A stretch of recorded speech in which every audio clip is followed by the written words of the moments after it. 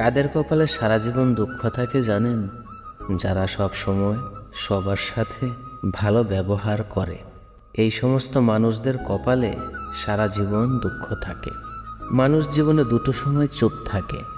এক, যখন তার বলার মতো কিছুই থাকে না, এবং দুই, যখন তার বলার মতো অনেক কিছু থাকে কিন্তু শোনার মতো মানুষ থাকে না। এই পৃথিবীতে ভয়ঙ্কর দৃশ্য হলো চেনা মানুষের অচেনা রূপ। অর্থহীন পুরুষ আর সৌন্দর্যহীন নারী শুধু গল্পে আর কবিতাতেই গুরুত্ব পায়। একটা কথা কি জানো তো, সুন্দর বলে কিছুই হয় না।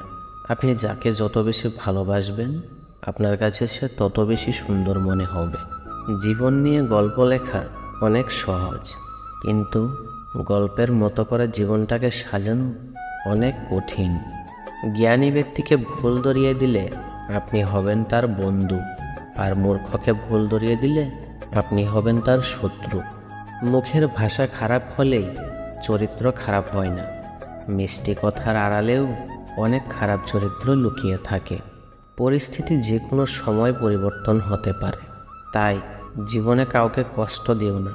আজ হয়তো তুমি শক্তিশালী, কিন্তু একটা কথা সবসময় মনে রেখো, এই সময় তোমার থেকেও বেশি শক্তিশালী। কি অদ্ভুত জীবন, তাই না? মরে গেলে সবাই কাঁদে, আর বেঁচে থাকলে সবাই কাঁদায়। অতীত আর ভবিষ্যৎ দুটোই অদ্ভুত। অতীত ফিরে পাওয়া যায় না, আর ভবিষ্যৎ জানতে পারা যায় না।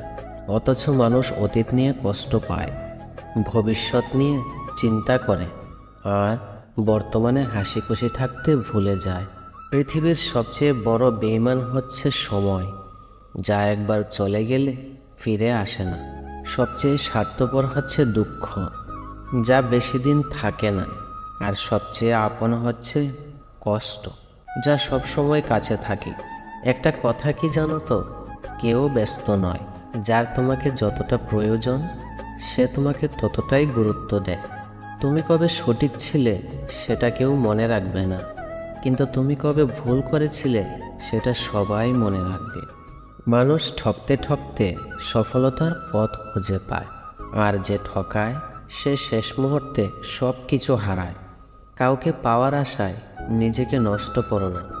নিজেকে এমনভাবে তৈরি করো যাতে মানুষ তোমাকে পাওয়ার জন্য বসে থাকে। পৃথিবীতে দুটো জিনিস এখনো মাপা যায়নি।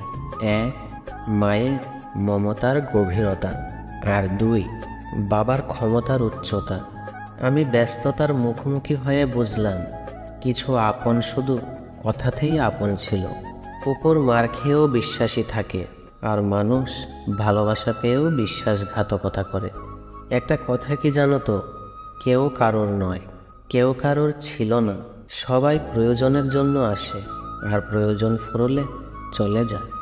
যেখান থেকে তোমাকে বিয়োগ করা হবে সেখানে আর নিজেকে যোগ দেওয়ার চেষ্টা করো না, কারণ বিয়োগ হওয়ার স্থানে তুমি যোগ হলেও তোমার মূল্য থাকবে না। অর্থ আর স্বার্থ, পৃথিবী জুড়ে এই দুটোর রাজত্ব চলছে। একটা কথা কি জানো তো, ভাগ্য তোমার হাতে নেই, এটা সত্য, কিন্তু সিদ্ধান্ত তোমার হাতে আছে। আর ভাগ্য কখনো সিদ্ধান্ত নেয় না, তোমার সিদ্ধান্তই তোমার ভাগ্য তৈরি করে। দেরিতে হলেও নিজের পায়ে দাঁড়াও, কারণ মানুষ সব শেষে তোমার যোগ্যতাটাই জিজ্ঞেস করবে।